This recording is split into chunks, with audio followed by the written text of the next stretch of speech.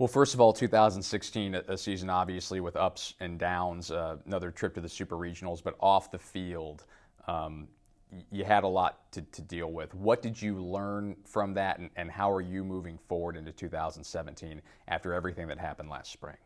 Yeah, I think I've never appreciated just the act of coaching without drama like I have with this incident behind us.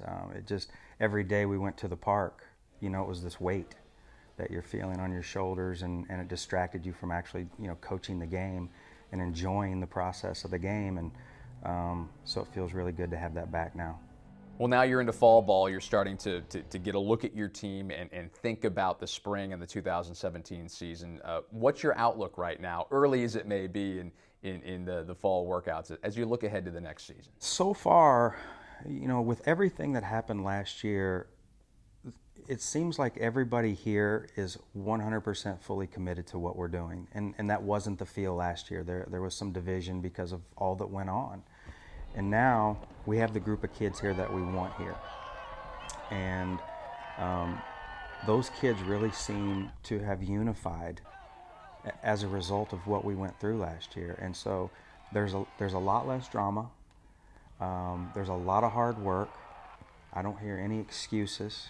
And I'm really liking that vibe. We can do something with that vibe. We can go places with those tangibles, and we'll see where it goes. But I like what I see so far in the character makeup of the team, and we'll see.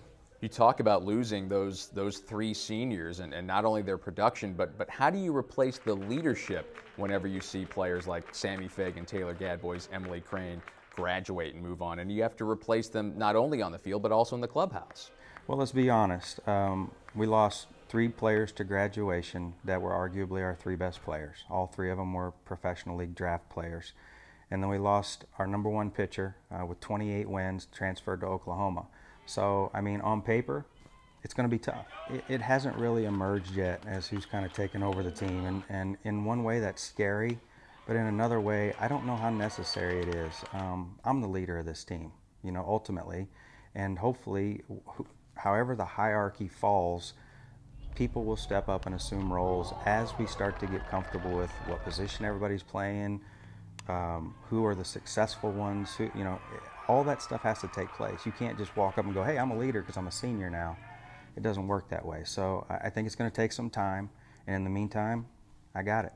Your new stadium's coming this season, and that's a big deal, something you've been working towards for a long time, set to open in March of 2017. You got to look at the construction a couple of weeks ago when you went over with your team. And big picture, what does this new home for your team mean for Missouri softball? Probably just the day-to-day stuff, the ability for the kids to have everything right there on site, and to not have to go too far, just to have everything right there at your access. I think it makes practices better. You have more resources available to you, and you can do more things with your team.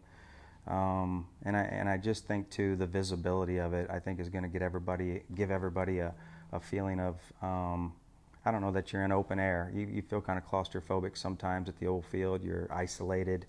Over here, you're in the mix, and I think that's a good feeling to have on a day-to-day basis. I know you hate to lose him, but Pete Demore had a great opportunity being able to go be the head coach at Kennesaw State, and now you have a situation where you don't have Pete for the first time in a long time. How do you adjust to that? He was a great softball coach, but he was an even better friend for me. We've been through a lot together.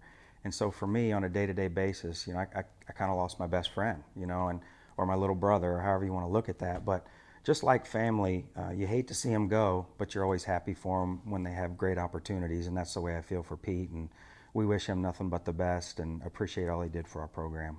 Sammy Fagan's back as a GA, I understand.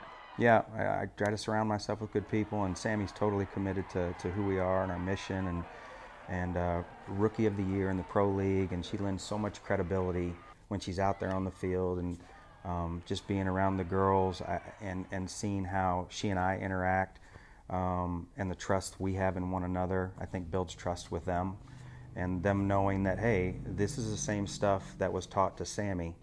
And Sammy's now a professional player, and she's excelling at the highest level, and I just think it lends credibility to our program when you have people like that coming back into your program. I think, as we all know, this game is hinged around our pitching.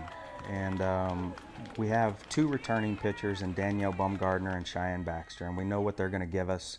I think they're actually both a little bit better this year than they were last year. But then we have two new pitchers, and I think those two new pitchers are really going to be the key to how successful we're going to be.